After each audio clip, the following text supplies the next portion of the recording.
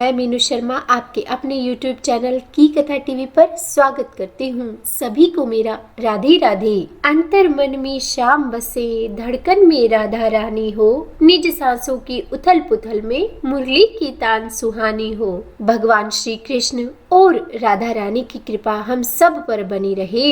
कार्तिक मास महात्म्य और कथा सुनने वाले सभी भक्तों के लिए आज की इस वीडियो में हम श्रवण करेंगे कार्तिक मास महात्म्य के छठे अध्याय का। और हाँ, अगर अब तक के अध्यायों का आपने श्रवण नहीं किया है तो आप उन्हें मेरे चैनल पर जाकर जरूर सुनिएगा और उनके लिंक भी मैं नीचे डिस्क्रिप्शन बॉक्स में डाल दूंगी, तो आप वहां पर जाकर भी उन्हें क्लिक करके ओपन करके उन कथाओं का रसपान कर सकते हैं। तो चलिए शुरू करते हैं आज का छठा अध्याय। तो बोलिए प्रेम से भगवान विष्णु की जय, तुलसी माता की जय, कृष्ण भगवान की जय। नारद जी ने राजा पृथु से कहा कि जब 2 घड़ी रात बाकी रहे तब तुलसी की मृत्तिका, वस्त्र और कलश लेकर जलाशय पर जाएं। कार्तिक के इस पवित्र महीने में जहाँ कहीं भी प्रत्येक जलाशय के जल में स्नान करना चाहिए। और हाँ, गर्म जल की अपेक्षा ठंडे जल में स्नान करने से 10 गुना पुण्य प्राप्त होता है और उससे 100 गुना पुण्य बाहरी कुएं के जल में स्नान करने से होता है और फिर उससे भी अधिक पुण्य बावड़ी में और उससे भी अधिक पुण्य पोखर में स्नान करने से होता है और उससे भी 10 गुना अधिक पुण्य झरनों में और फिर उससे भी अधिक पुण्य कार्तिक में नदी स्नान करने से होता है। और हाँ, उससे भी 10 गुना पुण्य वहाँ होता है जहाँ 2 नदियों का संगम हो रहा हो। और अगर यदि कहीं 3 नदियों का संगम हो और अगर वहाँ पर आप स्नान करें तो उस पुण्य की तो कोई सीमा ही नहीं है। और हाँ, स्नान से पहले भगवान का ध्यान करके स्नानार्थ संकल्प भी जरूर करना चाहिए और फिर तीर्थ में उपस्थित सभी देवताओं को क्रमशः अर्घ्य, आचमनीय आदि देना चाहिए। तो जब आप अर्घ्य दे तो उसका मंत्र इस प्रकार है कि हे कमलनाथ, आपको मेरा नमस्कार है, बारंबार नमस्कार है। हे जलाशयी भगवान, आपको मेरा प्रणाम है। हे ऋषिकेश, आपको मेरा नमस्कार है। मेरे दिए हुए अर्घ्य को आप ग्रहण करें। वैकुंठ, प्रयाग तथा बद्रिकाश्रम में जहाँ कहीं भी भगवान विष्णु गए वहाँ उन्होंने 3 प्रकार से अपना पांव रखा था। वहाँ पर ऋषि वेद यज्ञों सहित सभी देवता मेरी रक्षा करते रहें। हे जनार्दन, हे दामोदर, हे देवेश, आपको प्रसन्न करने के लिए मैं कार्तिक मास में पूरे विधि विधान से ब्रह्म मुहूर्त में स्नान कर रहा हूँ। आपकी कृपा से मेरे सभी पापों का नाश हो जाए। हे प्रभु, हे जगदीश्वर, कार्तिक मास में व्रत और विधि पूर्वक स्नान करने वाला मैं अर्घ्य देता हूँ। आप राधिका सहित इसे ग्रहण करो। हे श्री कृष्ण, हे बलशाली राक्षसों का भी संहार करने वाले,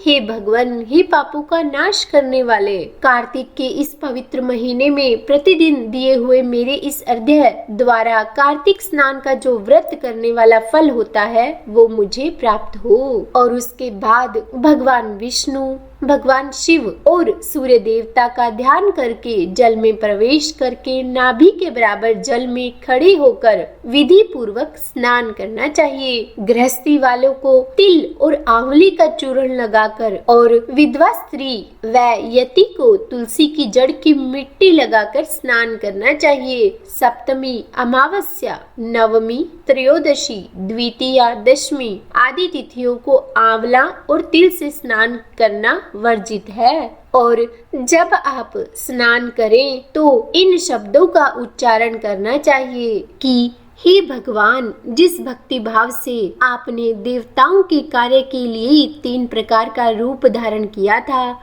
वही पापों का नाश करने वाले भगवान विष्णु अपनी कृपा से मुझे पवित्र बनाए। जो मनुष्य भगवान विष्णु की आज्ञा से कार्तिक व्रत करता है उसकी इंद्रादि सभी देवता रक्षा करते हैं, इसीलिए वो मुझको पवित्र करें। बीजों, रहस्यों तथा यज्ञों सहित वेदों के मंत्र, कश्यप आदि ऋषि, इंद्रादि देवता मुझे पवित्र करे। अदिति आदि सभी नारियां, यज्ञ, सिद्ध, सर्प और समस्त औषधियां एवं तीनों लोकों के पहाड़ मुझे पवित्र करे। और फिर इस प्रकार कहकर स्नान करने के बाद मनुष्य को हाथ में पवित्री धारण करके देवता, ऋषि, मनुष्यों और पितरों का पूरे विधि विधान से तर्पण करना चाहिए। तर्पण करते समय तर्पण में जितने तिल रहते हैं उतने वर्ष पर्यंत व्रती के पितृगण स्वर्ग में वास करते हैं। उसके बाद व्रती को चाहिए कि जल से निकलकर शुद्ध वस्त्र धारण करे, सभी तीर्थों के सारे कार्यों से निवृत्त होकर पुनः